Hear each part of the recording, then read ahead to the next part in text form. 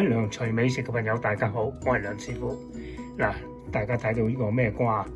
呢個咧英文咧叫做 butternut squash， 但係咧就中文咧我查過咧有啲譯佢就叫做冬南瓜喎。冬就係冬天嘅冬，咁啊南瓜，咁佢係屬於南瓜系列嘅。咁點解叫冬南瓜？原來佢呢個南瓜係通常喺冬天即係收成嘅，咁所以叫做冬南瓜。佢個形狀咧就好似一個嗰啲鐘啊，即係吊鐘嗰啲鐘咁樣嘅形狀啊。咁所以咧就佢個皮咧就係淺黃色啦，又入邊嘅肉咧應該係黃黃地嘅。我陣間切開俾大家睇下啦。嗱，咁好嚟燜呢個豬脷喎。之前我用滷水滷熟咗嘅。咁呢度咧就仲有一啲燜過煲過湯嗰啲排骨，大排骨。咁我又留起佢嚟一齊燜，咁所以好快脆嘅啫個菜。咁加咗一啲蒜蓉啊、薑蓉啊、乾葱啊，仲有啲葱咁樣咯。嗱，調味嗰方面咧，我就用咗一個磨豉醬，仲有胡椒粉、麻油啦，有啲糖同埋呢個雞粉嘅。嗱，開咗出嚟之後咧，真係好似南瓜咁黃黃地食噶嚇。嗱，咁呢度，但係佢就唔係好多嗰啲瓜囊嘅啫，真係咁樣。咁我哋去咗皮佢之後咧，嗱，去咗皮就切成佢大塊啦，因為你燜啊嘛。我摸落去呢根肉咧都應該好容易腍嘅。好啦，咁樣南瓜就切好咗啦，切大塊因為燜啊嘛。如果唔係你細好容易爛散啊。咁豬脷切咗一片片塊骨一嚿嚿啦。好，加咗啲芫茜塊落去喎，因為我都話咧，我哋社區成日有個禮拜有芫茜派俾我哋，邊食得咁多啊？咁嗰啲塊又好香喎，咁攞嚟燜嘢咧就最好，或者煲湯。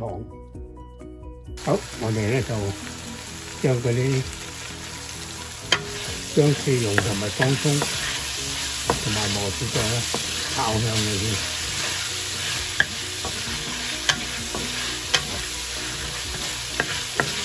好啦，炒香之後咧，就跟住放埋啲南瓜落去啦。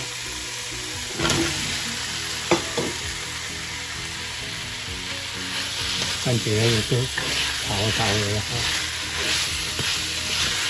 爆一爆炒佢嘅南瓜。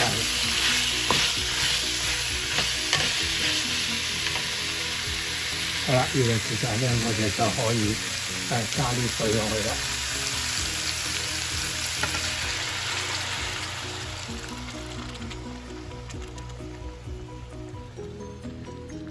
咁燜一燜佢。好啦，咁我哋再加埋嗰啲豬脷落去啦。咁當然仲有嗰啲調味啦，雞粉同埋啲糖落去。咁然之後燜一燜佢。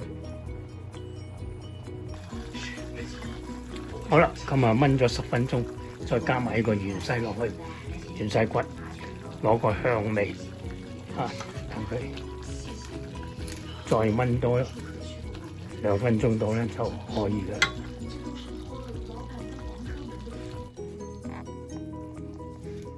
好啦，咁燜多2分鐘之後咧，咁我哋就俾一啲粟粉水落去，埋一埋芡啦。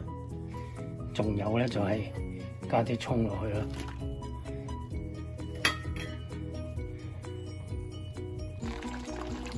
好啦，咁最後再加啲麻油落去啦。等佢香香地啦！哇，已經聞到佢香。好啦，咁我就上碟，再影個靚相俾大家睇。好啦，咁將佢擺得靚靚地，大家睇下啦。嗱，呢啲豬脷啊，係咪好靚啊？咁我哋咧就有啲排骨啦，即係煲完湯，佢仲未係煲到爛嘅，所以攞嚟炆咧就最好。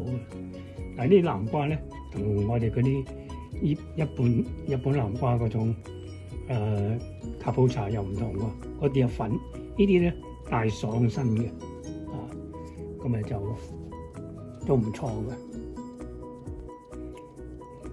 嗱，吉起上嚟係咪啊？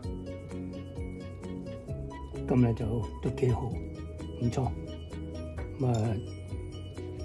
好啦，咁趁而家我就食啦。多謝大家收睇，呢個係梁廚美食家梁師傅嘅南瓜炆豬脷排骨。多謝大家收睇，拜拜。